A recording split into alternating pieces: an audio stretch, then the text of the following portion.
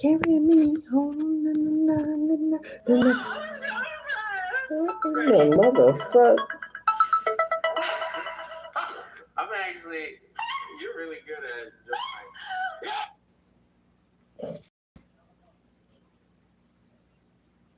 Hello?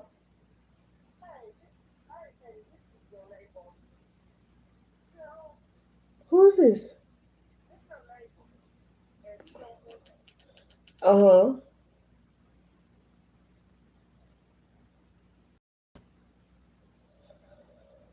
I don't have it on my phone. I have it on my laptop.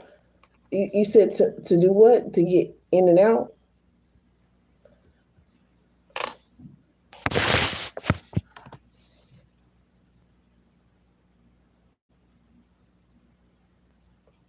I got the paper. You want the paper? The one that got the QR code on it?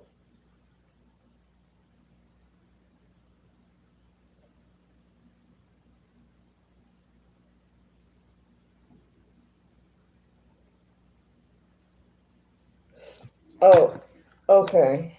Give me 1 second. I don't know. Oh, you need my code, huh? Jesus, I don't know it. I honestly don't. How you do it? How do you do it though? Like,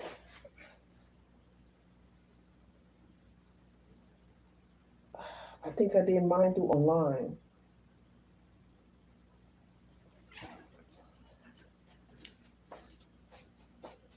But don't they just need your code though to add themselves? Oh God. What is my code though? That's the thing. I don't know my code. I don't know. I have to look through my phone.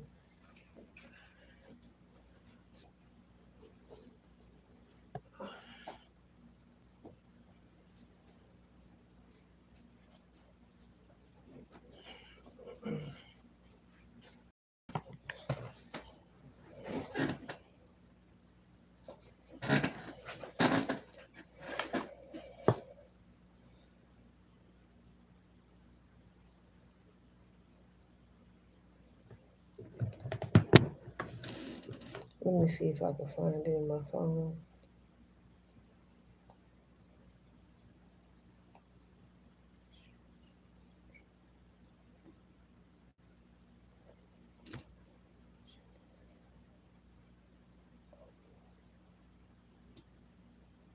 Who phone did I send it to?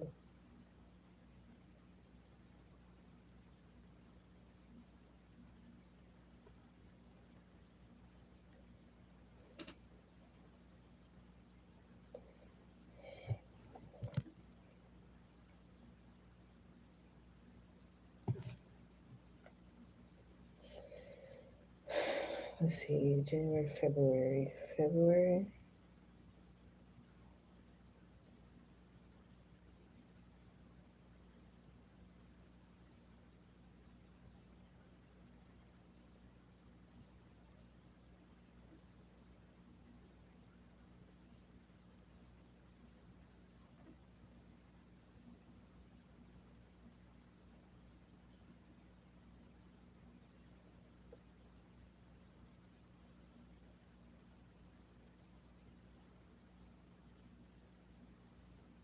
Hmm.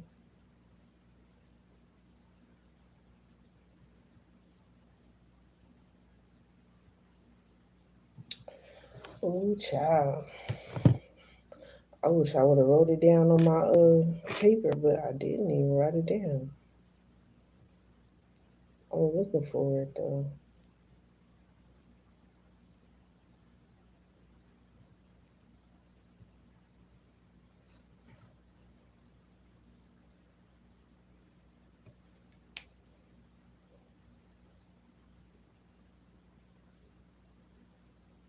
Hmm.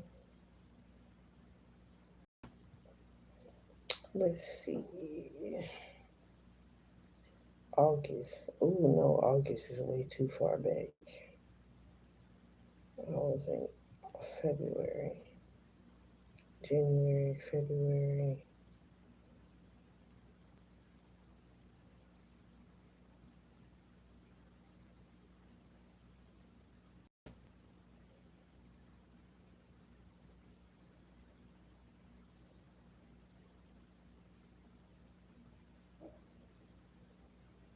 Hmm. I need to get me one of them and stop. I keep forgetting them. Let me see. Hold on. Ooh, I don't see it.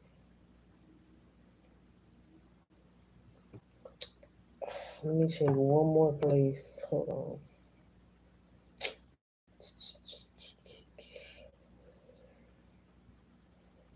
What is it?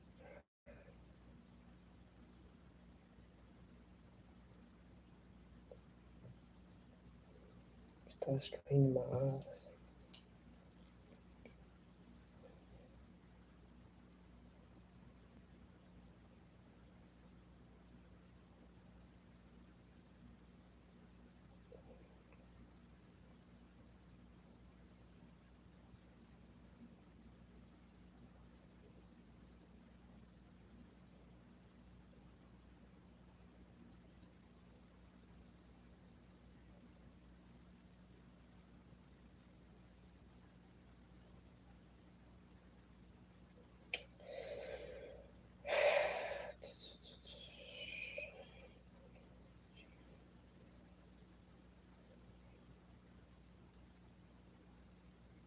What? What happened? Which mean? What they lie about?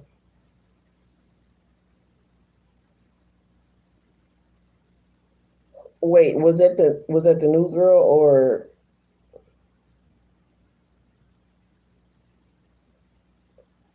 why you didn't call the office? Why you didn't call the office though and confirm with them?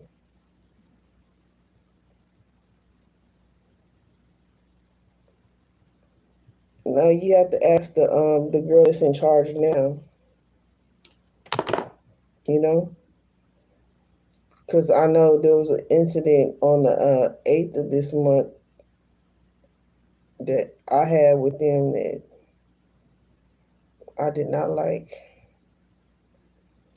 Huh? I could have swore I sent it to her. Did I send it to the other girl?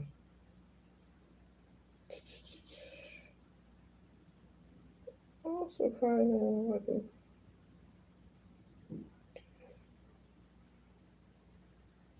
Did I send it?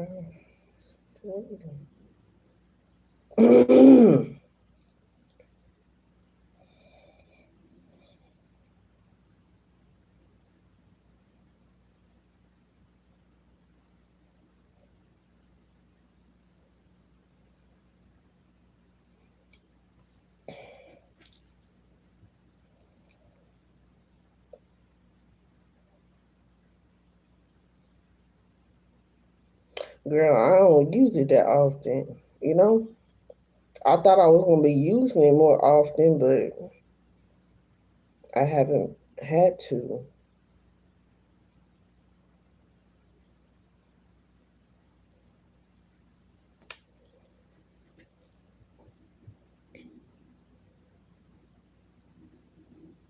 All I'll be mostly having over here is the caseworker. So,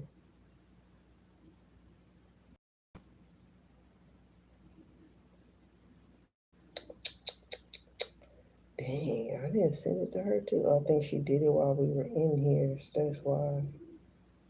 That's crazy.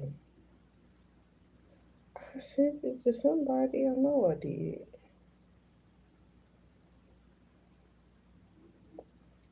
Girl, I don't even remember. I ain't lie. Well, what I do is I give them the paper with the QR code. They scan the QR code and they use that.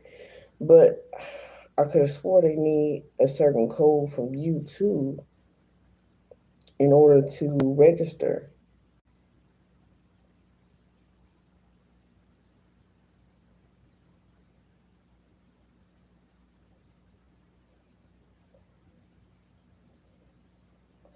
Or what you gonna do? Text the information?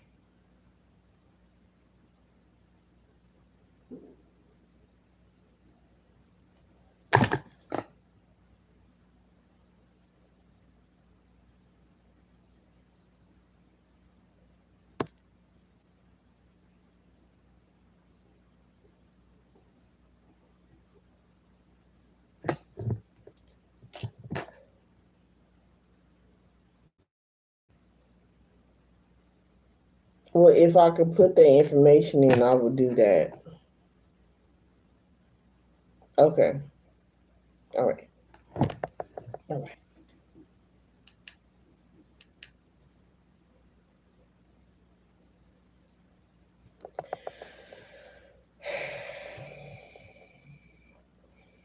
Bad timing. It's been 10, 20, 10 minutes.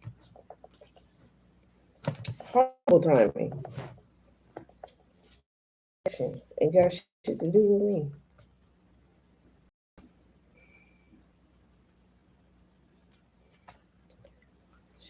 Get some of that brush. Good.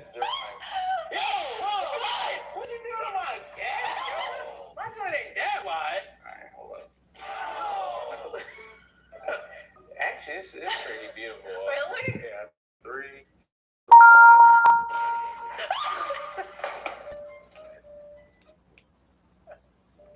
Oh my god, it does look so different on this phone. It looked different with the 5G. Oh my god.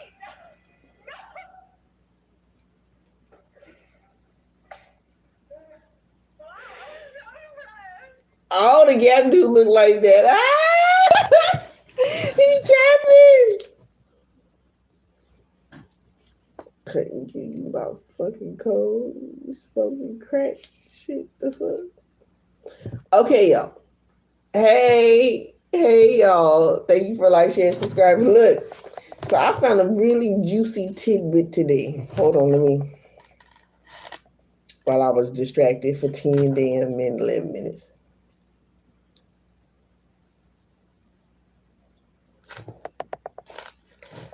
This is gonna be a long video.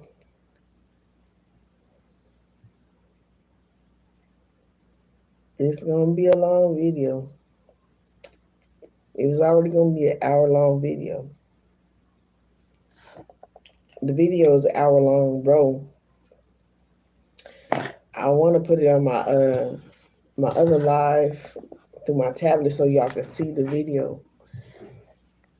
It's a really decent one though.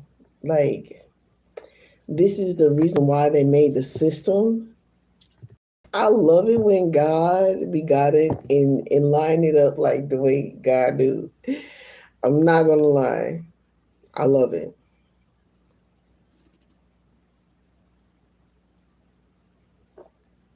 No shit. Your show ain't there. That was a short. Um okay, the title of the video is called The Woman Who Stunned the Louisiana Auction. Dot dot. A rare 1851 account. This was documented. Okay. They just posted this November 30th, 2025. Oh, I'm gonna hype this one up because I like it. Hold on. Let me hype it up. Can I hype it up? Where's the hype button? I just seen the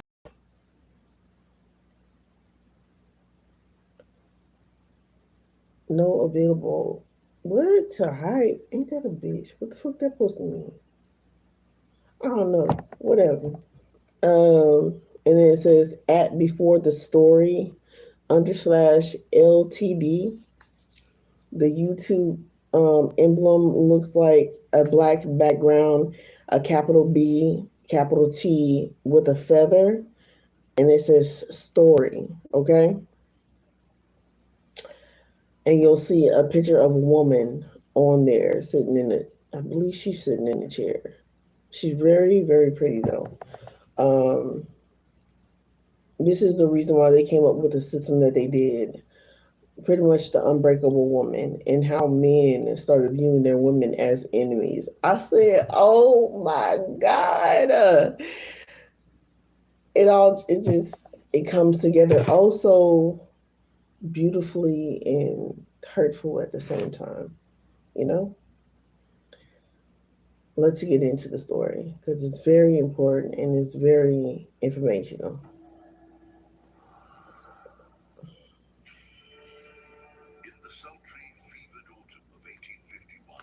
St. Louis Hotel in New Orleans hosted an event.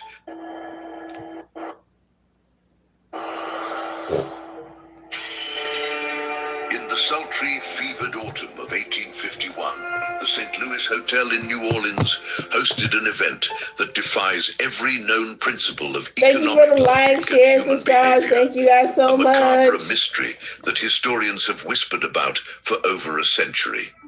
In the center of the rotunda, beneath the grand dome, where fortunes were traded like playing cards, a woman known only as Amara was placed on the auction block. She was described by the few surviving witnesses not merely as beautiful, but as unearthly, possessing a gaze that silenced the raucous crowd of cotton kings and sugar barons. Yet, the official auction ledger, a heavy, leather-bound volume now kept in a climate-controlled vault, tells a story that science cannot explain. According to the ink-stained pages, this single woman... They killing me with the noises in the background. They killing me, y'all. They killing me with the noises. Was sold and returned 12 times in the span of 6 short months. Oh. Each time, her price increased, and each time, the buyer returned her within days, shaken, pale, and refusing to speak of what had occurred within their walls. What dark secret could be so terrifying that the wealthiest families in the South would willingly forfeit thousands of dollars just to remove this woman from their homes? Why did the official records of St. Landry Parish. And I will also put the link, I will copy and share the link to this video because I made sure I have it on this phone, to the description, not particularly description, but the comment section. The link to the video will be in the comment section after it uploads. And the short of this live, it'll be in the section of the short of this live after the video, okay, ends. That one uploads a lot faster than the whole live. It has to upload, okay? Suddenly go dark regarding her final sale to the state's most powerful senator.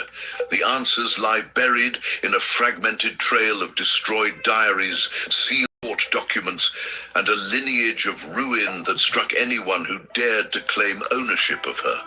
This is not just a story of the antebellum South. It is a chronicle of a moral haunting, a reckoning that proved that some secrets are too dangerous to be kept, and some people are too powerful to be owned. Before we open the pages of the Red Ledger and expose the truth behind the most impossible sale in Louisiana history, if you are fascinated by the mysteries that the history books refuse to teach, subscribe to Before the Story, enable notifications, and like this video. Let us know in the comments from what part of the world you are joining us to uncover this story tonight. The narrative landscape of 1851 Louisiana was a world of contradictions, where the oppressive humidity of the bayou clashed with the gilded opulence of the aristocracy. In the heart of New Orleans, the St. Louis Hotel stood as the cathedral of this commerce, a place where the scent of expensive cigars mingled with the damp, earthy smell of the river. It was here, under the soaring dome of the rotunda, that the state's elite gathered to flaunt their wealth in human terms. But the season of 1851 was marked by an anomaly that would eventually be scrubbed from the city's polite conversation. The records from that year, specifically the Ledger of Human Property Volume 4, contain a series of entries that deviate sharply from standard accounting practices. The handwriting of the auctioneer, Jean-Baptiste Mur, This phone is loud. I know y'all hearing every single word. usually precise and flowing, becomes erratic, almost frantic, on the pages dedicated to Lot 402.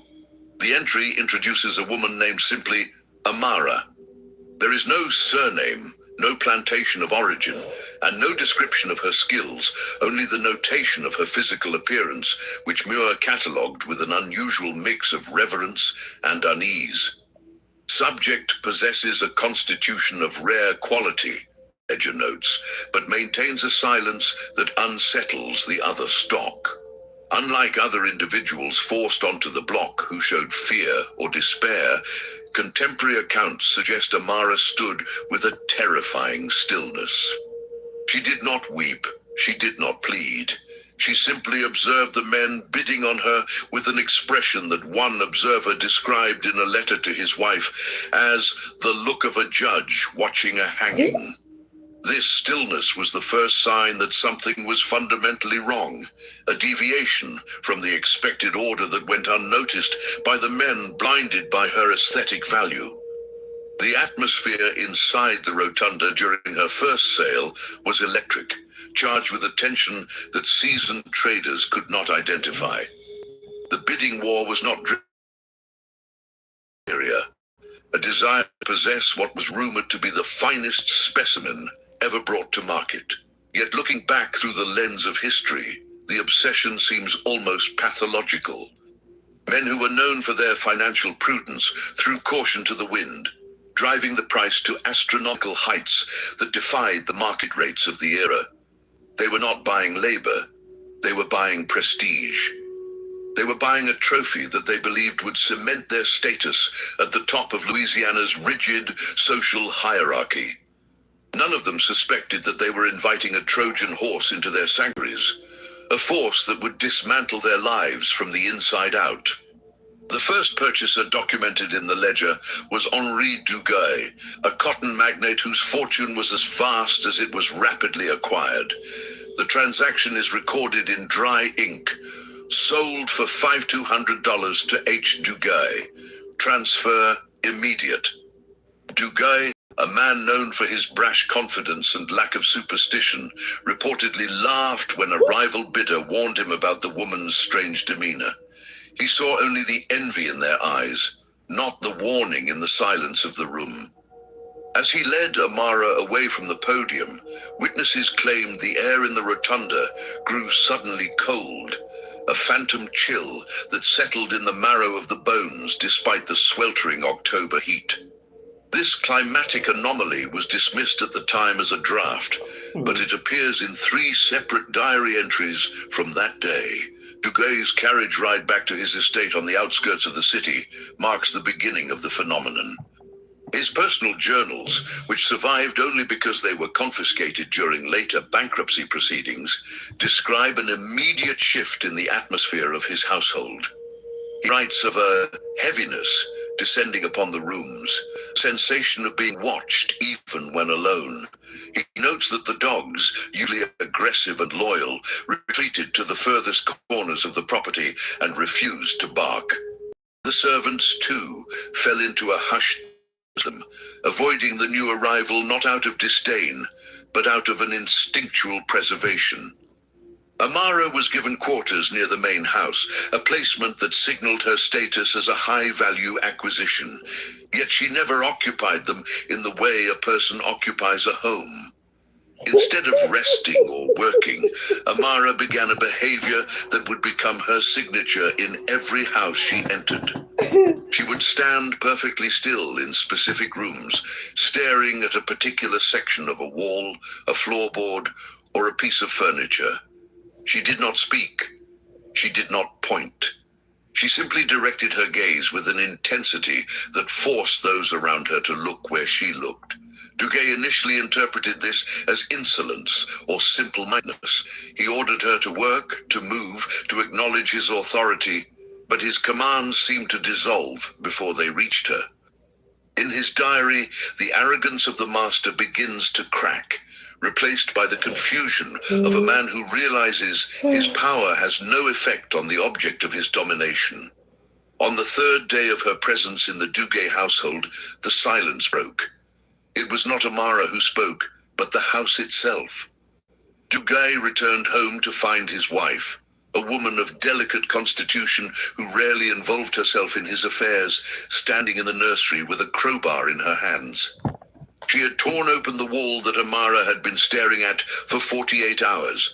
Behind the plaster and the lath, hidden in a dusty recess that had been sealed for years, Please hope that we have a very great, lovely life and handle our emotions responsibly every day. Thank you. And you have a great life as well. Was a cache of letters and a small, distinct locket. These were not random artifacts. They were concrete proof of Duguay's second family, a mistress and children he had kept hidden in a separate parish, financed by the dowry of the very wife who now held the evidence. The revelation was absolute and devastating. The illusion of the happy, prosperous Duguay marriage evaporated in an instant, destroyed not by a rumor, but by physical proof that had been inexplicably located by a stranger who had never set foot in the house before.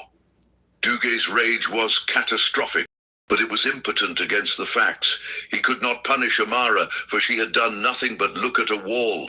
She had violated no rule, broken no law, spoken no word of insubordination. She had simply acted as a living compass for the truth that he had buried. The scandal that followed would ruin his social standing, but the immediate reaction was even more. Henri Duguay returned Amara to the St. Louis Hotel the very next morning. The ledger entry is curt, written in a hand that shakes visibly. Returned. Defect. Mind you, I was captivated by this story. I was like, what the F? I had to make myself stop because I was like, okay, I hear you. In character. Incompatible with domestic peace. He forfeited a portion of his payment, a financial loss he accepted gladly, just to have her gone. He did not ask for a refund. He asked for an exorcism of her presence. The traders at the rotunda whispered that Duguay had lost his mind, that he had discarded a fortune over a trifle. They did not know that he was merely the first domino in a chain reaction that was about to sweep through the grandest parlors of Louisiana. The return of such a valuable asset should have lowered her market value, yet the laws of economics inverted. When Amara was placed back on the block, the bidding was even more ferocious. The rumors of Duguay's sudden domestic collapse had spread, but perversely, they added a layer of mystique to her. The second buyer was the wealthy sugarcane planter, Louis Fontenot, a man who prided himself on his skepticism and rationalism. He believed Duguay to be a weak-willed fool and saw an opportunity to acquire a legendary beauty at a slight discount. The ledger records the sale at $5,500, a sum that raised eyebrows even among the most extravagant spenders. Fontenot took his prize to his sprawling estate upriver, confident that his iron-fisted management style would curb any defects in character. The Fontenot estate was a fortress of order, built on the backs of 300 enslaved souls and maintained with brutal efficiency. Fontenot's diary, preserved in the archives of Tulane University, documents his initial satisfaction. He describes Amara as docile, noting that she moved with a grace that elevated the aesthetic of his household. However, the tone of the entries shifts dramatically within 48 hours. He begins to complain of a miasma in the air, a sense of suffocating pressure that seemed to radiate from the woman's presence. He notes that she refused to sleep in the quarters assigned to her, choosing instead to stand in the center of the manicured rose garden, staring fixedly at a patch of disturbed earth beneath an ancient oak tree. The staff, sensitive to the unseen currents of the plantation, gave Amara a wide berth.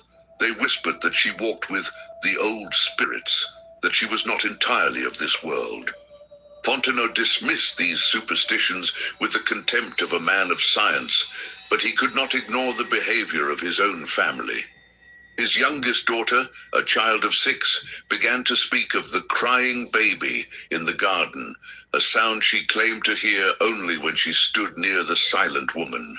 The distress of the child, coupled with the unnerving stillness of Amara, began to... Why would she only hear the crying baby when she stood next to Amara because she was within her auric field, which ultimately helped raise the little girl's vibration to where she could be sensitive to the energy of what was going on around her. Rode Fontenot's patience. He threatened Amara with the whip, demanding she move away from me. She turned her gaze upon him, and for the first time, Fontenot felt the true weight of her presence, a judgment so profound it made his hand tremble. The climax of the Fontenot tenure occurred on a Sunday morning, as the family prepared for Mass. Fontenot's wife, driven by a hysterical compulsion she could later not explain, ordered the gardener to dig up the rosebush Amara had been watching. Fontenot forbade it, but the order had been given, and the gardener, terrified of the mistress's manic state, drove his spade into the soil. 3 feet down, wrapped in a decaying linen sack, they found the skeletal remains of an infant.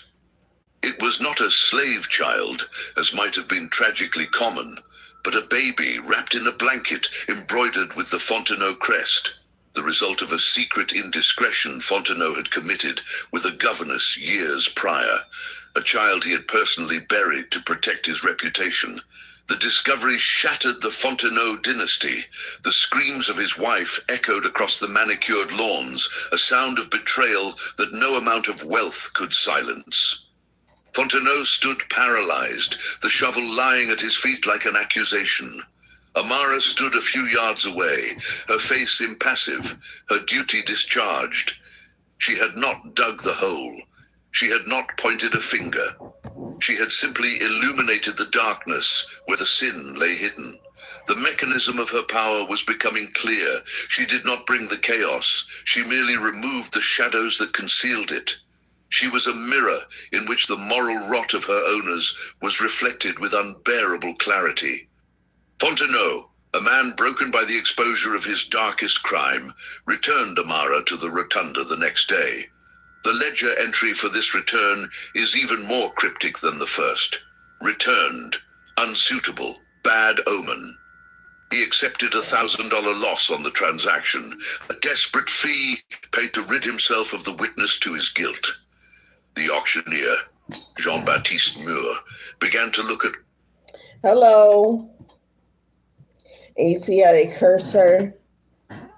They curse the woman because she revealed something that was dark, that was done in the dark. They had, brought light to the situation and demonized her, called her a dark omen.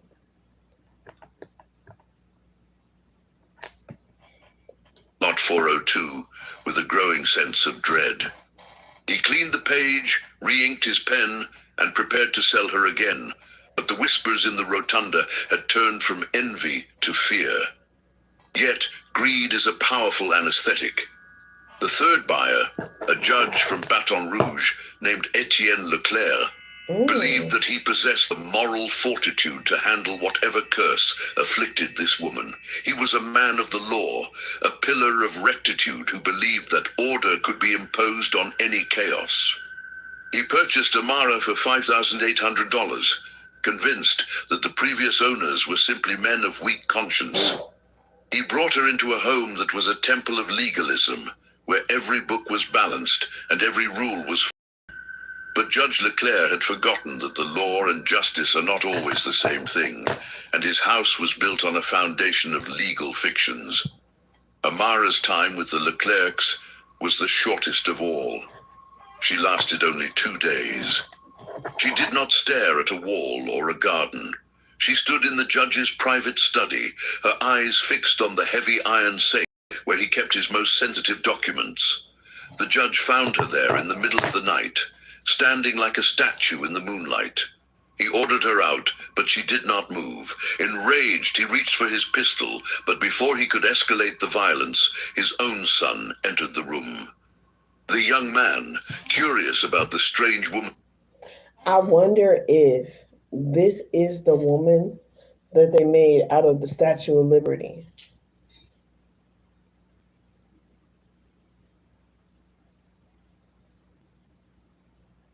Because that Statue of Liberty was shipped here, so they say. Or was it fashioned after a woman like this? Or women like this? His fixation asked his father what was in the safe. The question hung in the air, heavy with a sudden, terrible intuition. The following morning, the judge's son, driven by a suspicion he could not articulate, stole the key and opened the safe. Inside, he found not money, but a forged will, the document that had disinherited his cousins and diverted the family fortune to his father. The judge had stolen his legacy with the stroke of a pen, and the proof had been sitting in the iron box for a decade, silent until Amara's gaze made it scream. The confrontation between father and son was violent and final.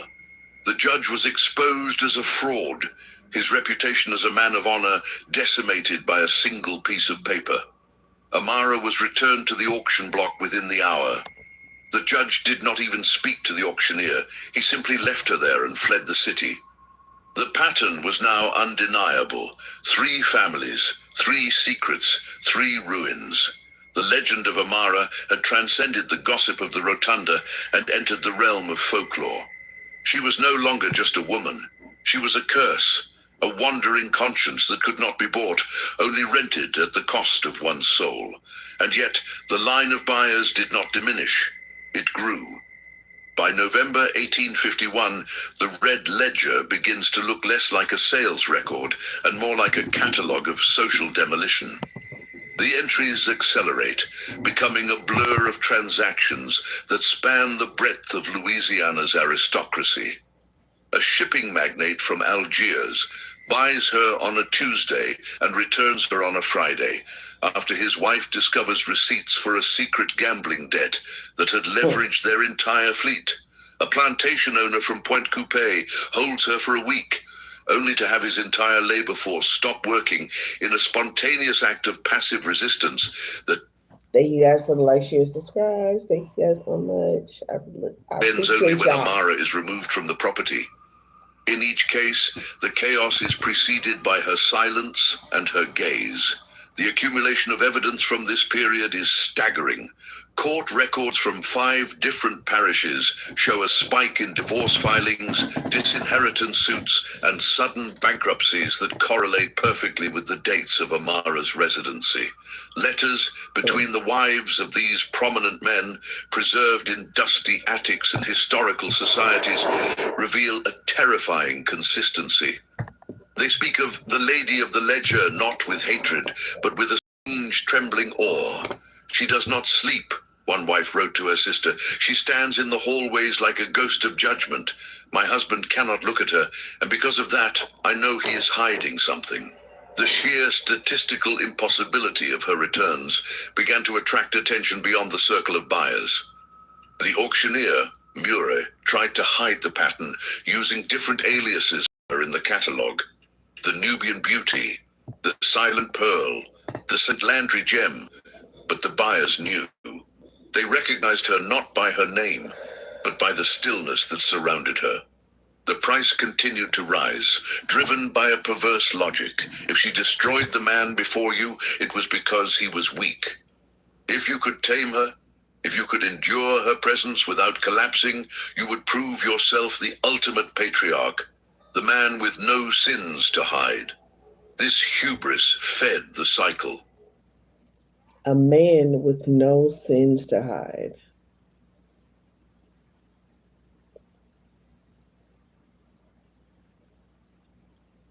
She's an empress.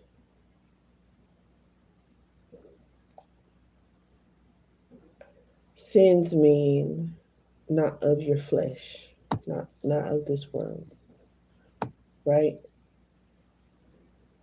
Right your wrongs. Take accountability. Those type of things. A timber baron bought her and lost his business when a hidden stash of illegal contracts was discovered behind a painting she wouldn't stop looking at. A fiercely religious deacon bought her and was defrocked when his private journals, filled with blasphemous doubts and vices, were found under the floorboard beneath her feet. The evidence was irrefutable. Amara was a catalyst for the revelation of truth. She was a biological agent of transparency, introduced into a society built entirely on lies, repression, and the polite concealment of atrocities. The physical toll on Amara herself is never mentioned in the official sales documents, but private letters from house servants tell a different story. They describe her as growing thinner, her eyes burning with an increasing intensity, as if the burden of the secrets she was unearthing was consuming her from within. She was a vessel for the trauma of an entire state, absorbing the sins of her masters and reflecting them back with a blinding luminosity. The servants treated her with a reverence usually reserved for religious icons, leaving offerings of food and water that she barely touched. To them, she was not a slave. She was an avenging angel sent to balance the scales. The chaos reached such a fever pitch that the auction house considered banning her sale. Muir penned a letter to the city council asking for guidance on a property that seems to possess a malignant influence on the commerce of the city. He suggested she be sold out of state, sent north or to the Caribbean, anywhere far from New Orleans. But the council, comprised of men who were as arrogant as they were wealthy, refused. They argued that banning her would be an admission of superstition, a sign that the white elite feared a single enslaved woman. They demanded she remain on the block, a challenge to their own power. It was during this period of frenzied commerce that the nature of the secrets began to shift. Initially they were domestic, infidelities, thefts, lies, but as Amara moved through the highest echelons of power, the secrets became dark. She began to uncover crimes of blood, murders disguised as accidents, disappearances labeled as runaways, land thefts ratified by corrupt judges. She was moving closer to the rot at the core of the system, spiraling inward toward a truth that threatened not just individual families, but the legitimacy of the state itself. The Red Ledger shows one full entry before the ultimate sale. A wealthy widow, Madame Lalaury's cousin, purchased Amara in a bid to have a companion. It was the only time she was sold to a woman. The arrangement lasted 6 hours. The widow returned her the same afternoon, screaming that Amara had stood by the fireplace where the widow's late husband had died, staring into the flames. The widow, who had inherited everything, could not bear the implication of that gaze. She forfeited the entire purchase price, fleeing the rotunda as if she killed her husband.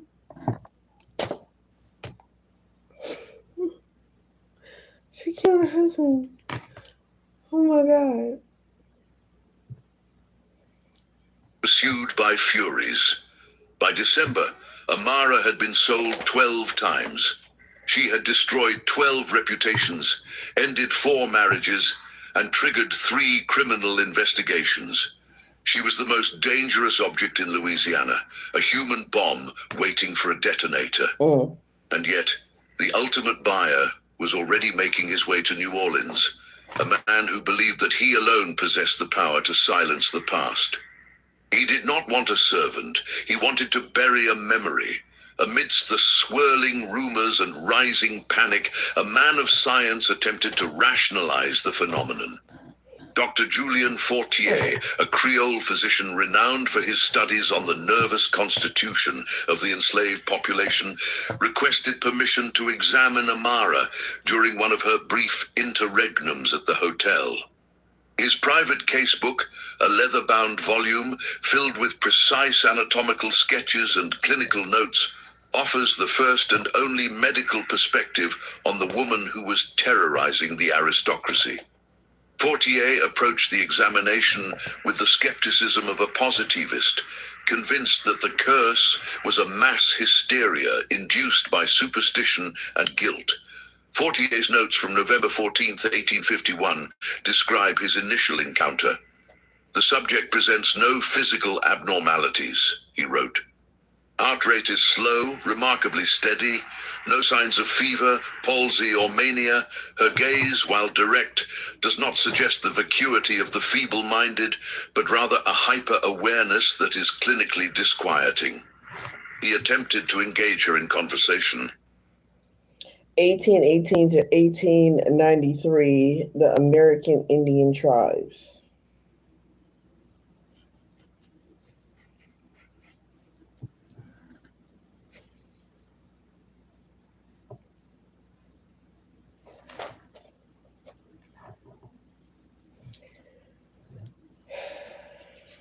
I'm looking for something that predated, or at least around the same area, 12th century, and it's apparently happened in the 15th century of what they're talking about as far as this lady is concerned. 12th century, what did I put for the 12th century? The book of Daniel, 15th century BCE to 2nd century CE, Ezekiel Bible chapter. Interesting. Let's see. Syria, 18th to the 10th century.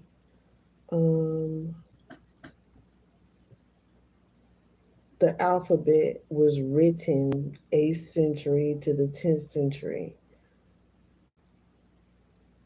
Not a part of Jewish or biblical script.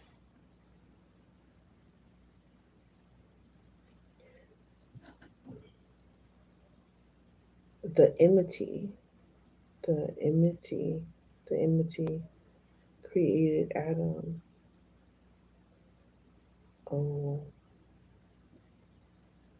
Adam prayed to Yeshua and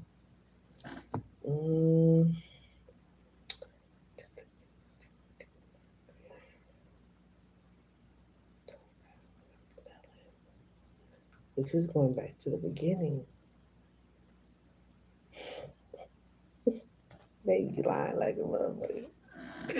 Baby lying. I'm gonna let it play. But I can see in between these timelines of what they're trying to do. That's why they created the alphabet. That's why this lady would not talk. She still knew and walked in her power without speaking.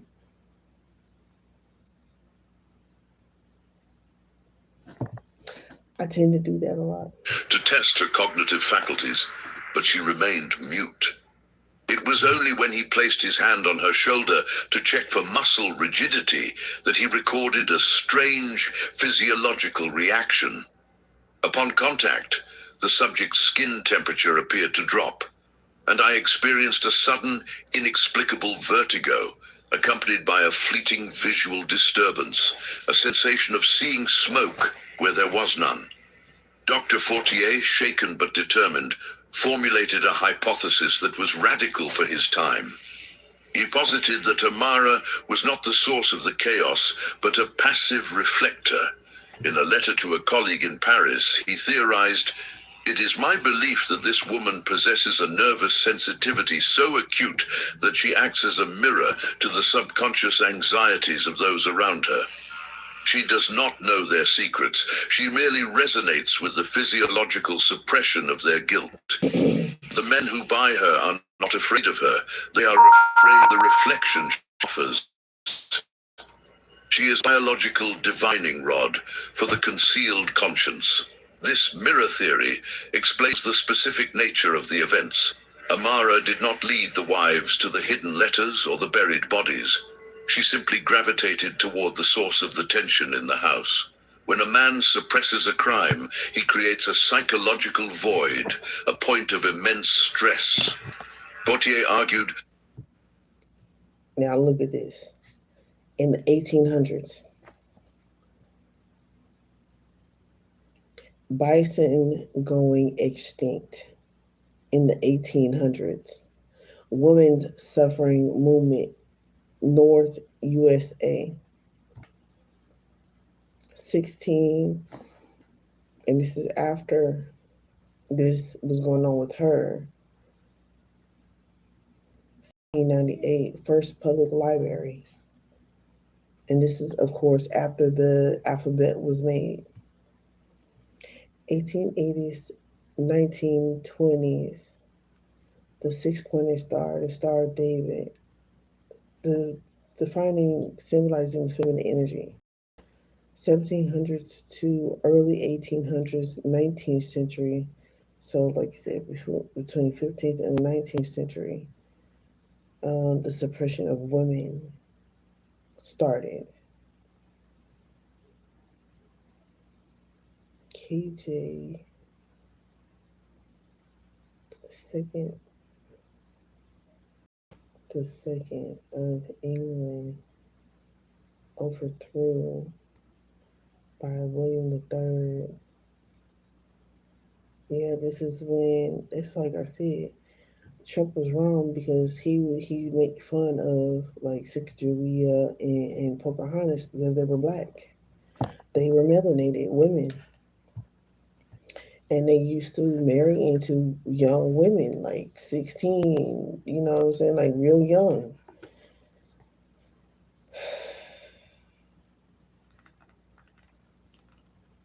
So now we know this shit was still going on. This was still in the early ages of slavery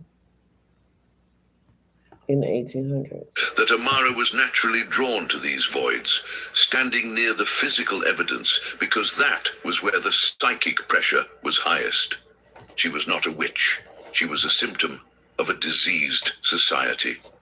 Fortier's investigation took a darker turn when he began to interview the families who had returned her. He noted a common medical symptom among the patriarchs: acute insomnia, tremors of the hands, and a pronounced aversion to their own reflections. The men were suffering from what Fortier termed moral collapse. Their physical health deteriorated rapidly after owning Amara, as if the effort of maintaining their lies against her silent interrogation physically exhausted them. One former owner, he noted, had clawed his own eyes out in a fit of madness, screaming that he could still see her looking at him. The doctor's notes also reveal a disturbing detail about Amara's physical state.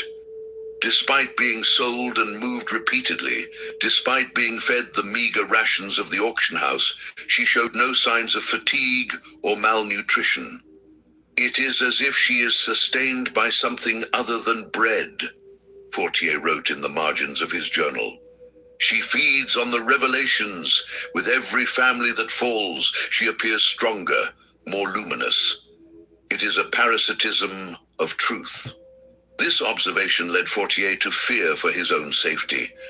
He abruptly ended his study after 3 days, claiming that he, too, had begun to see things in the shadows of his clinic, faces of patients he had failed to save, mistakes he had buried.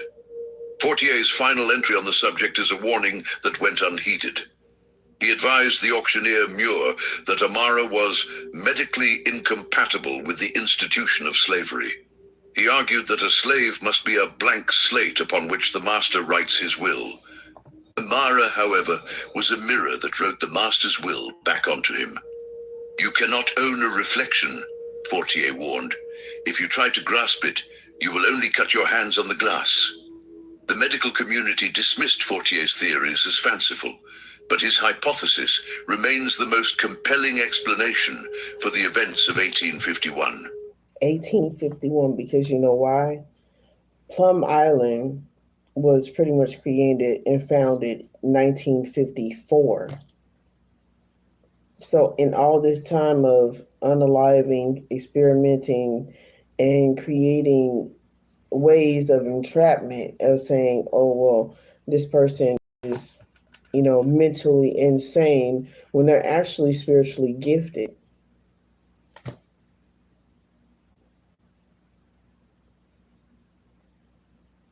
In a profoundly sick society. It suggests that the horror was not supernatural in the traditional sense, but psychological. Amara was a weaponized empathy, being who forced the repressed trauma of the slaveholding class to the surface. She was the inevitable counterbalance to a system that relied on absolute silence to survive. Dr. Fortier's casebook was archived and forgotten, only to be rediscovered decades later. But in the winter of 1851, his warning was just another whisper in a city deafened by the roar of commerce. The auction continued, the prices rose, and the mirror waited for the one man whose secrets were dark enough to shatter the glass completely.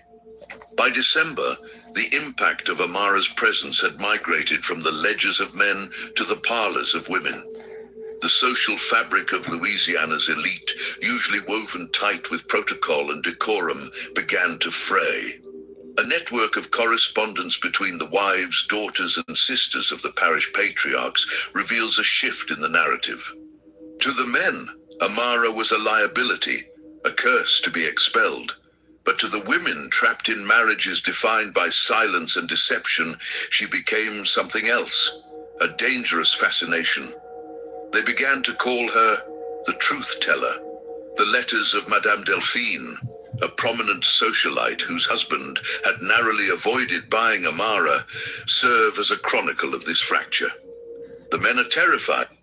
This is why they didn't want women into these spaces after they made, oh, men are superior than women.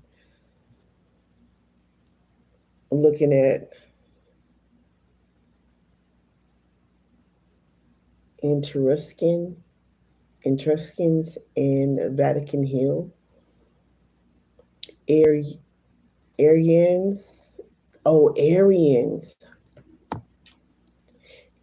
Alaska, Nazi scientists, military. Whoa.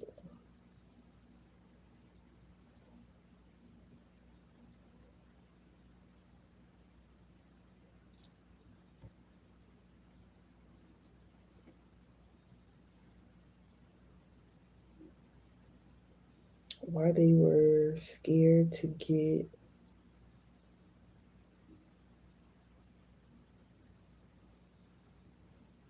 why they were scared to get on the bus.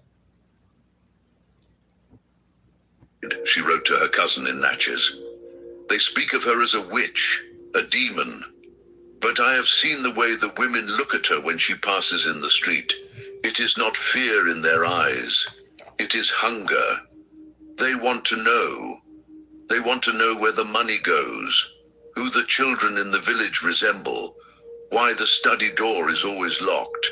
She holds the keys that we have been denied. This whisper network transformed the market dynamics. Women began to subtly pressure their husbands to acquire Amara, feigning interest in her beauty or her domestic potential, while secretly hoping she would unlock the skeletons in their own closets. It was a high-stakes game of domestic espionage. To bring Amara into the house was to invite ruin, but for many women, the truth was worth the price of the estate. They were willing to burn down their own gold cages just to see what was hidden in the ashes. The fracture deepened along racial lines as well. The enslaved women of the households, the cooks, the maids, the nurses, formed their own conduit of information. I'm looking at the bright orange. I'm following the bright orange. I left myself pretty much clues. When Inky cut off beings from the 10th dimension, from the higher dimensions.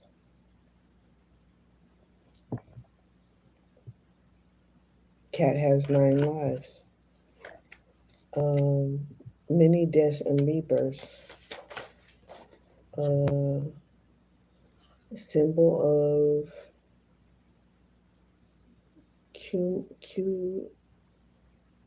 Cumera, origin of record holder, a Akashic record before the change of timeline of time itself. Early move on Christians moving throughout Africa, Ham, in Chaos, Mayhem, what, in Chaos? Oh, and Cushites. Ham and Cushites. Uh, Chase the Truth, Book of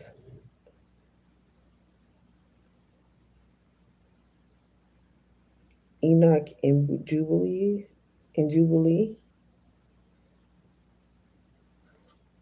Archangel Michael, Ismail Chesedek.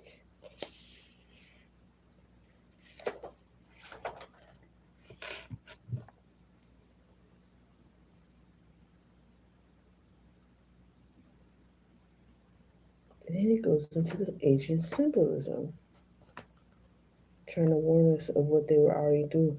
So they already had precognition of what they were going to do and what they had planned on doing, and they wanted to silence us like they always do. Because I'm looking at the third eye symbolism, think about it, on the pyramids, they had the information of the helicopter, all the flying, and the ships and stuff like that, even submarines, right? Did it not happen? They knew the secrets long before the White Wives did, but they possessed no power to reveal them. Amara became their avatar. When she stood staring at a wall, the house servants would silently ensure that the mistress of the house accidentally entered the room at the right moment. It was a silent coalition of the oppressed, a coordinated effort to dismantle the master's house using his own purchase as the battering ram. The social season of 1851 collapsed under this tension. Balls were cancelled. Dinner parties were affairs of paranoid silence. No one knew who would be the next to fall. The Amara effect had created a climate of suspicion where every glance was interpreted as an accusation. Husbands began to view their wives as potential enemies, and wives viewed their husbands as strangers. The foundational trust of the patriarchy that the women would accept the lies necessary to maintain their lifestyle was broken. In the churches, the sermons began to address the spirit of discord plaguing the parish. Preachers railed against the sins of curiosity and the demon of division, urging their flocks to return to the ordained order.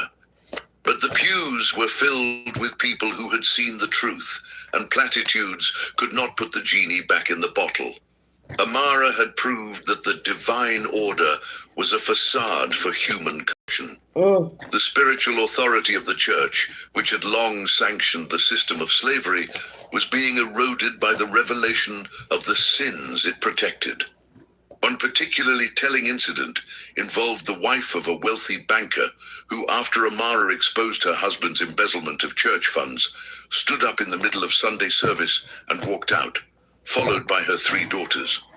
It was a public rejection of the social contract. The banker was ruined within the week, but the image of his wife's departure lingered, a symbol of the women choosing truth over status.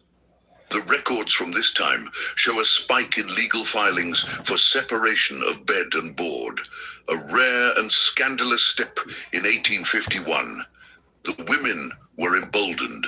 The presence of Amara had given them a weapon, a precedent that the truth could be uncovered. Even after she left a household, the change remained. She left behind a legacy of scrutiny. The blindfold had been removed, and it could not be retied.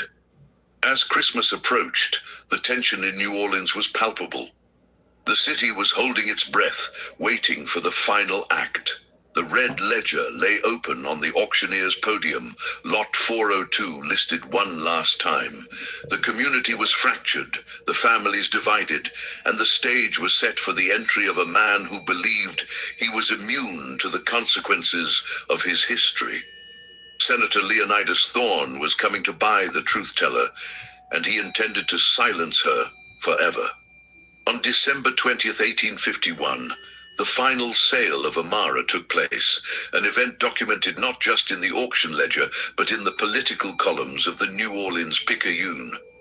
The buyer was Senator Leonidas Thorne, the Lion of St. Landry, a man whose political influence stretched from the bayou to Washington, D.C. Thorne was the archetype of the Southern power broker, wealthy, ruthless, and outwardly unimpeachable. He purchased Amara for the unprecedented sum of $8,000, a figure that silenced the room. But Thorne did not buy her for labor, nor for prestige. He bought her to break the legend. Thorne's motivation is laid bare in a letter to his campaign manager, written the night before the auction. "This superstition has gone on long enough," he wrote. "The fools of this city are frightened by a slave woman's stare. I will purchase her, I will break her spirit, and I will show these cowards that power resides in the will of the master, not the whims of the property. By Sunday she will be scrubbing my floors. By Monday the legend will be dead." It was an act of supreme arrogance, a public challenge to the curse that had claimed his peers. Thorne took Amara to Belle Terre, his vast plantation isolated in the swamps of St. Landry Parish. Belle Terre was a kingdom unto itself, a place where Thorne's word was law, and the outside world was held at bay by miles of black water and cypress trees. The estate was rumored to be built on land that had been acquired under dubious circumstances decades earlier, but no record of the transaction existed in the parish archives that Thorne controlled. Upon her arrival at Belle Terre, the atmosphere of the plantation shifted instantly. The overseers, brutal men handpicked by Thorne, reported a sudden unease among the field hands. "The work song stopped," one overseer recorded in the plantation log. "The silence is louder than the singing." Thorne, determined to prove his dominance, ordered Amara to serve dinner in the main dining room on her first night. He invited his political allies to witness his triumph. The dinner was a disaster of historic proportions. Witness it. Remind you of the movie Spirit. Trying to break her spirit. I'm going to break you. And everybody's going to see. Everybody's going to watch. It was recounted that as Amara poured the wine, she stopped behind the chair of the parish sheriff, a key ally of Thorne's. She did not pour, she simply stood. The sheriff, a man known for his violent temper, began to sweat profusely. He choked on his food, gasping for air as if an invisible hand were crushing his throat. He fled the table, knocking over his chair. Thorne, enraged, ordered Amara to leave, but she turned her gaze on him. For the first time, the senator felt the cold fire that Dr. Fortier had described. The irrefutable evidence of Thorne's vulnerability came 2 days later. Thorne found Amara standing in the ruins of an old sharecropper's cabin on the edge of his property, land that was supposedly fallow. She was staring at the ground. Thorne ordered her dragged away, but the spot she had marked could not be ignored. His wife, Eleanor Thorne, who had watched the arrival of the witch with deep trepidation, walked to the site after Thorne had left. There, half buried in the mud, was a charred timber post, the remains of a house that had been burned to the ground. Eleanor knew the history that her husband had tried to erase. The land of Belle Terre had not always been theirs. It had belonged to the Cavalier family, a clan of free people of color who had farmed the rich soil for a generation before Thorne arrived. They had disappeared overnight in 1825, their land absorbed into the Thorne estate by a sale that no one had witnessed. The charred timber was the physical proof of the fire that had consumed them. Thorne's reaction to Amara's presence was not the guilt of the previous owners. It was the fury of a predator exposed. He realized that Amara was not just a passive mirror. She was a pointer. She was guiding the eyes of the living to the graves of the dead. The sheer specificity of her knowledge, locating the exact site of the Cavalier homestead in 1,000 acres of swamp, was impossible, unless she remembered. The impact on Thorne was rapid deterioration. His journals from this week show a descent into paranoia. He began carrying a pistol in his own home. He fired the overseers, believing they were conspiring with the woman. He stopped sleeping. The Lion of St. Landry was being hunted in his own den, not by a pack of wolves, but by a silent woman who refused to look away. The irrefutable evidence was no longer just a ledger or a letter. It was the land itself crying out against him. The collapse of authority at Belterre was total and swift. By the fourth day, the plantation had ceased to function as an economic unit. The enslaved population, the shift in power, engaged in a silent mutiny. Orders were misunderstood, tools were lost, gates were left open. The hierarchy of fear that Thorne had meticulously constructed was dissolving because the source of the fear had shifted. The master was afraid, and his fear was contagious. The domestic sphere collapsed first. Eleanor Thorne, a woman who had spent 20 years perfecting the art of willful ignorance, crossed the Rubicon. She stopped sharing a bed with her husband. Instead, she began to spend her days in the sewing room where Amara had been confined. The servants reported hearing Eleanor talking for hours, not interrogating, but confessing.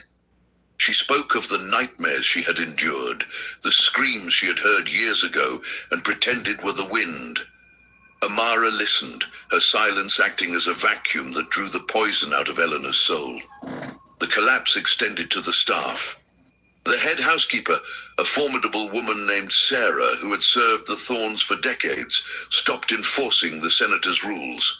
She unlocked the pantry, she allowed the field hands extra rations, and most dangerously, she allowed Amara to walk freely through the house at night. Thorne found himself a prisoner in his own library, the only room where he felt safe, drinking heavily and drafting legal documents to have Amara committed to an asylum. But the most significant collapse was internal. Thorne's political network began to fracture. The sheriff, humiliated at the dinner, refused to return to Belterre. The judge who ratified Thorne's land deals sent a messenger claiming illness. The senator's power relied on the projection of invulnerability, and Amara had pierced. The truth will set you free. But that shit is absolutely insane. You gonna send somebody to the nut house, to the crazy house, to be strapped up, to be doped up, because your truth is being told, unveiled. And this the toxic sick society that we live in today. That armor. Without his allies, Thorne was just a man with a stolen farm and a guilty conscience. On December 24th, Christmas Eve, the tension broke. Damn. Thorne, in a drunken rage, attempted to strike Amara with his cane in the hallway. Sarah, the housekeeper, intercepted the blow, an act of defiance punishable by death. But Thorne did not strike her. He froze. Standing behind Sarah were his wife, his 2 daughters, and the entire house staff. They formed a wall of silent resistance. It was a visual representation of his absolute loss of authority. The patriarch stood alone against the women of his world, and they were no longer afraid of him. Thorne retreated to his study, locking the door. The sound of the lock clicking shut was the death knell of his reign. He was no longer the master of Belterre. He was an occupier in a hostile territory. The authority had transferred to the collective, to the coalition of women who had found their courage in the reflection of Amara's eyes. That night, the house was silent, but it was not asleep. The women were moving. The collapse of the old order had created the space for a new action, a desperate gambit to end the tyranny once and for all. The documents record that candles burned in the sewing room until dawn. They were not sewing clothes. They were stitching together a revolution. In the early hours of Christmas morning, a pivotal discovery was made. Not by chance, but by direction. Eleanor Thorne, guided by a gesture from Amara, went to the attic of the main house. There, hidden inside the lining of an old military greatcoat that had belonged to Thorne's father, she found the Cavalier deed. It was the original Spanish land grant given to the Cavalier family in 1790, a document that proved their legal ownership of the land Belle Terre stood on. But wrapped inside the deed was something far more damning, a handwritten confession by Thorne's father, dated 1825. The old man, perhaps fearing divine judgment in his final days, had written down the truth of the acquisition. He detailed how he and his son, Leonidas, had set fire to the Cavalier cabin while the family slept inside. He listed the names of the victims: Pierre Cavalier, his wife Marie, and their 7 children. The note ended with a chilling postscript. The youngest child, a girl of 5, ran into the swamp. We could not find her. We assume the gators took her. The realization hit Eleanor with the force of a physical blow. Damn. Amara was not a stranger. She was the girl who ran. She was the survivor of the massacre that had founded the Thorne dynasty. She had not been bought by Thorne. She had returned to the scene of the crime. Her entire journey through the auction block, her silence, her unearthly patience, it was all a long, circuitous road back to this specific house, to this specific coat, to this specific truth. The document changed everything. It transformed the conflict from a domestic dispute into a criminal conspiracy involving murder and grand larceny. It proved that Senator Thorne was not just a cruel master, but a murderer and a usurper. The title to the land was void. His fortune was illegitimate.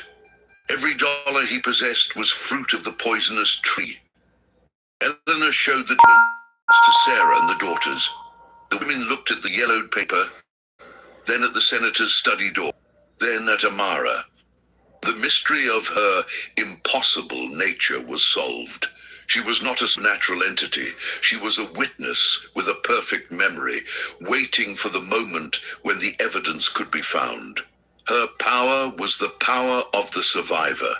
The discovery presented a terrifying dilemma. To reveal the documents was to destroy the family, to plunge them all into poverty and scandal. But to hide them was to become complicit in the massacre. Eleanor looked at her daughters, then at Amara. The choice was between the comfort of a lie and the ruin of the truth. Amara did not pressure her. She simply stood by the window, watching the sun rise over the swamp that had hidden her for 25 years. Eleanor made her choice. She took the documents and placed them in a waterproof oilskin pouch. She was done protecting the name of Thorne. The source had been found, and now it had to be weaponized. While Eleanor plotted in the attic, Senator Thorne was making his own plans in the study. His personal diary, the final entry dated December 25th, 1851, reveals the cold calculation of a man backed into a corner. "The situation is untenable," he wrote in his sharp, angular script. "The woman knows. I see it in her eyes. She is the Cavalier whelp. I should have hunted her down in the swamp myself 20 years ago. Turned my own house against me. There is no selling her now. She is too dangerous to let live. She is a contagion." Thorne outlined his plan with forensic detachment. He would stage a hunting accident. He would take Amara into the swamp under the pretense of punishing her for an infraction. There, in the cypress groves, he would end the threat. "A bullet is a final silence," he wrote. "I will tell Eleanor she tried to run, that she attacked me. The sheriff will corroborate. The law is mine." The justification in Thorne's mind was absolute. He viewed himself as the defender of his civilization. In his warped morality, the soul of his lineage justified any crime. Amara was not a human being to him. She was an existential threat, a flaw in the ledger that needed to be erased. The entry ends with a chilling resolve. "At dawn, I will correct the error." But Thorne had underestimated the intelligence network of his own household. Sarah, who had been listening at the door, heard the click of the gun being loaded. She relayed the information to Eleanor. The timeline had collapsed. They could not wait for the courts or the slow grind of justice. If Amara was still in the house at sunrise, she would be dead. The decision for decisive action was immediate. The women formed a plan that relied on the very invisibility they had been forced to endure. They would not fight Thorn physically. They would dismantle him bureaucratically and socially before he could pull the trigger. They would use the Night of the 7 Letters. Eleanor wrote 7 identical letters, attaching copies of the confession and the deed to each. She addressed them to the governor, the bishop, the editor of the Picayune, the federal marshal in New Orleans, and 3 of Thorn's greatest political rivals.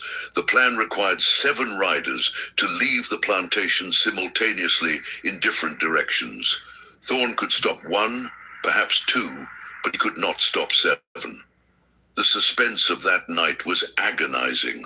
The house was a powder keg. Thorn sat in his study, drinking courage for the murder he planned to commit. Upstairs, the women prepared the packages.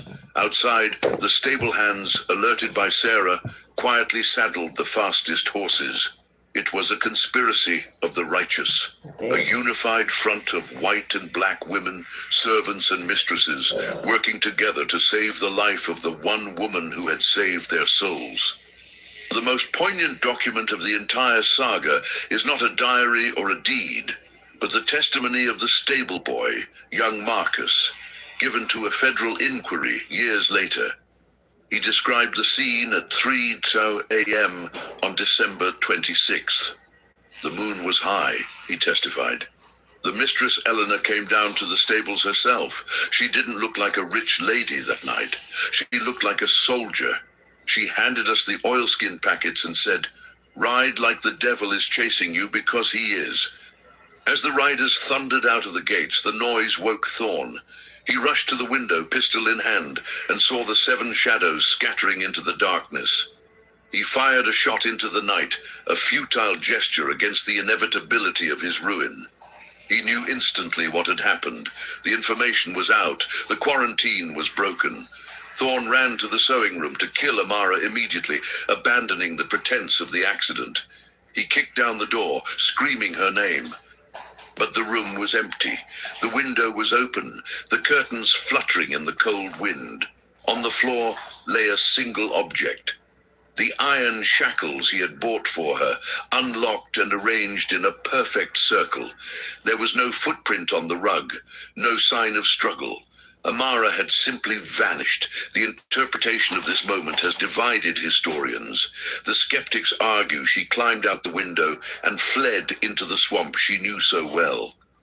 The romantics believe she evolved into the mist, her purpose fulfilled. But the symbolism was clear. The chains were empty because they... He kicked down the door, screaming her name. But the room was empty. The window was open, the curtains fluttering in the cold wind, unlocked and circle. There was no footprint on the rug, no sign of struggle. Amara had simply vanished. The interpretation of this moment has divided historians. The skeptics argue she climbed out the window and fled into the swamp she knew so well. The romantics believe she dissolved into the mist, her purpose fulfilled. But the symbolism was clear. The chains were empty because they could never truly hold her. She had been the captor, not the captive. Thorn spent the remaining hours of darkness pacing the empty room. He knew that by noon, the riders would reach their destinations. The telegraph lines would hum with the news of his crimes. The marshals would be on their way. The facade of the Lion of Saint Landry had been stripped away, leaving only the arsenic. Stolen land. Stolen. And the murderer. At dawn, the time he had appointed for Amara's death, a single gunshot rang out from the study. The servants did not rush to investigate. They knew. Thorn had passed the final sentence on himself. The fallout from the Night of the 7 Letters was cataclysmic. The New Orleans Picayune ran the story on the front page. Senator exposed. The horror of Belterre. The publication of the confession and the deeds led to the immediate seizure of the Thorn estate. The scandal implicated dozens of officials who had looked the other way, triggering a purge of the state's political machine that lasted for a decade. Eleanor Thorn and her daughters were left destitute but free. They moved to a modest house in the French Quarter. Eleanor never spoke of her husband again, but she kept the oilskin pouch on her mantelpiece, a reminder of the night she found her voice. The Cavalier land was eventually auctioned off by the state, the proceeds used to found an orphanage. A grim irony that perhaps would have amused the senator. The Red Ledger became a cursed artifact. Jean-Baptiste Mur burned it in 1852, claiming it brought bad luck, but a grim irony that perhaps would have amused the senator. The Red Ledger became a cursed artifact. Jean-Baptiste Mur burned it in 1852, claiming it brought bad luck, but a clerk had made a copy, preserving the record of the impossible sales. Where? The families that had owned Amara, the Duguays, the Fonteneaus, the Leclercs, never recovered their former glory. They carried the stain of the Amara curse for generations, their names synonymous with hidden shame. But the most lasting consequence was the legend of Amara herself. She was never seen again in Louisiana. No bounty hunter ever picked up her trail. No grave bears her name. She became a ghost story told to children, a warning that the truth has eyes and can walk through walls. In the slave quarters, she became a folk hero, a mythic figure who could topple masters without lifting a hand. They sang songs about the silent lady who broke the chains with her stare. Her legacy was not one of violence, but of revelation. She proved that the foundations of the South's power were built on sand, on lies, thefts, and murders that could not withstand the light of day. She was the first crack in the dam that would eventually burst in the Civil War. Decades later, in 1920, a young historian researching the antebellum South in Paris stumbled upon a photograph in a dusty antique shop. It was a daguerreotype dated 1895, taken at a salon in Paris. The subject was a woman of striking beauty, wearing the crest of the Cavalier family on a brooch. She looked exactly as Amara was described in 1851. Unaged, regal, her gaze fixed directly on the lens with a startling intensity. The historian bought the photo, trembling. If the date was correct, the woman would have been nearly 80 years old, yet she looked no older than 25. Was it Amara? Or a descendant? Or was it simply a trick of the light? A coincidence that desperate minds cling to. The photograph now hangs in a private collection, nameless. But those who know the story of the Red Ledger cannot look at it for long. They say that if you stare into her eyes in the picture, you begin to remember things you have tried to forget. You begin to feel the cold draft of the rotunda. You begin to worry about the secrets in your own walls. Amara vanished from the records, but she never truly left. She exists in the silence that follows a lie. She exists in the fear of... Bro, by Christmas Eve. Powerful when they hear a floorboard creak. The impossible secret was not that she was sold 12 times. It was that she was never really for sale at all. She was the bill coming due. And somewhere perhaps the ledger is still open. History is filled with empty shackles and burned diaries, fragments of truth that survive the fires of those who try to erase them. If you believe that justice is a force that transcends time and that the past is never truly dead, join our community. Subscribe to Before the Story. Hit the like button and share this video with someone who needs to know the truth. The archives are deep, and we have only just begun to dig. See you in the next investigation.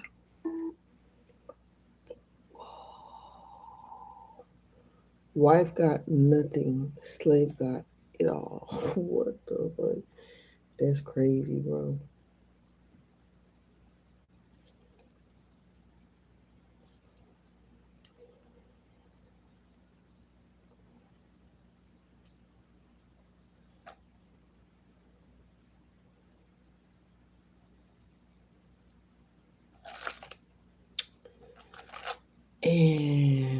Yeah.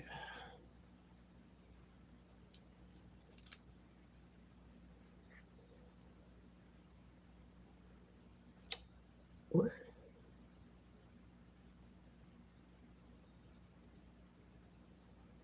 Purple cabbage.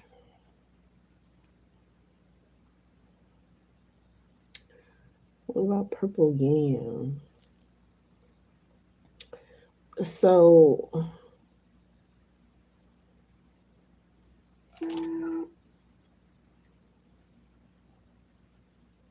uh-uh.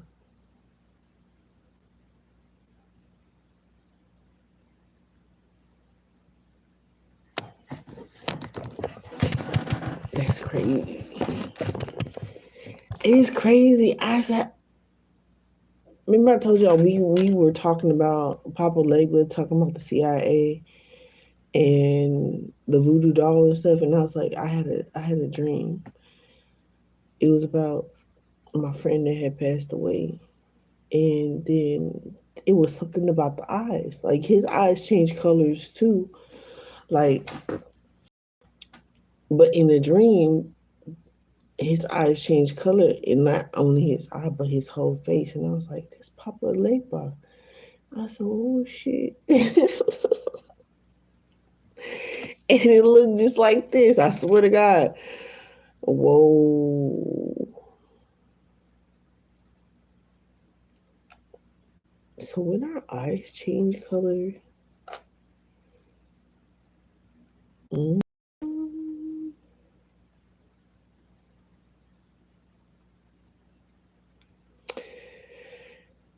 I believe it's something to it. So that is it for this video, y'all. Thank you for like, share, subscribe. Don't forget to hype the video up. Don't forget to hype the video up, y'all. And we will come back for another video because this is totally off, not off topic, but I didn't plan on doing this. But you know what I'm saying? With spirit talk, and I was listening, and I was like, I'm here for it, not against it. And I was like, oh my God, this is amazing. This is a straight correlation and absolutely fucking awesome for absolutely what the energy called for. Obviously, it's perfectly aligning up with what happened. Like, boy, when I say it's just an understatement. Like, the exact day, time, and everything. Like, what? When I tell y'all God be God, boy, look, don't lie at all. Um, unless it's necessary. So, Jesus. Yeah, y'all like, share, subscribe. Thank you guys for tapping in. And, never give up. Love yourself. Keep loving yourself. And yeah, to the big back to keep fucking with me. Just make sure you don't do that to nobody else. Or you will continue to get karma and pile it on. And that's probably why men's generational lineage is ending. And certain women too. Ain't nobody exempt. Y'all be great. Never give up. Love yourself. Stop being petty. Take the high road. I'll talk to you more about that later. Love you guys.